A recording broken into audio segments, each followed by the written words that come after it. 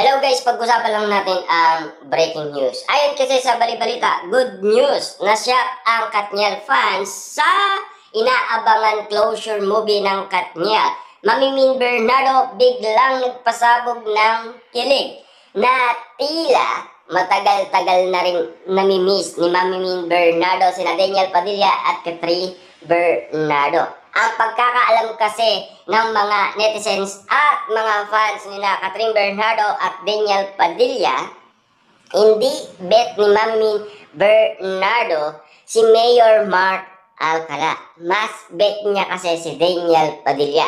Pero ang hindi alam ng maraming tao, naka-line up na ang nasabing project ng Katniel. Kasi pumirma sila ng kontrata, matagal na rin, diba?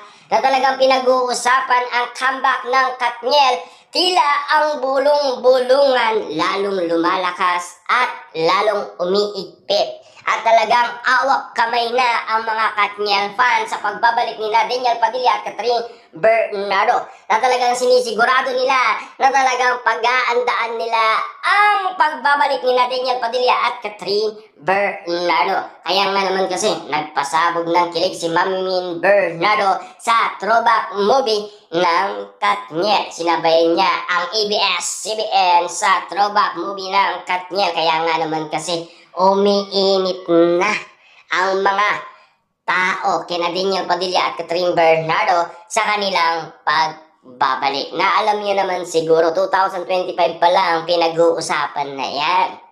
Siguradong sigurado alam ng tao na may comeback ang Katniel kapag usapan Daniel Padilla at Katrin Bernardo. Kaya nga naman kasi lumalakas ngayon ang ugong-ugong at bali-balitang ang comeback ng movie ng Katniel palapit ng palapit. Kasi ayon kay Direk Cathy, pumayag na daw ang dalawa. Na alam kasi nila, mahihirapan daw si Direk Cathy convincein si Katrin Bernardo. Hindi. Nakipag-ayos nga si Katrin Bernardo sa kanyang pamilya para lamang sa Katniel movie. Kita niyo naman ha, para lamang kasi maunawaan ng karamihan kung bakit. Kasi sabik na rin si Mami Min Bernardo makita ang dalawa.